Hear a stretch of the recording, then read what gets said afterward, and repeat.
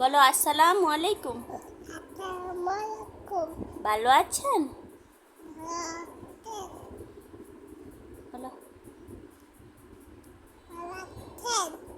ভালো আছেন?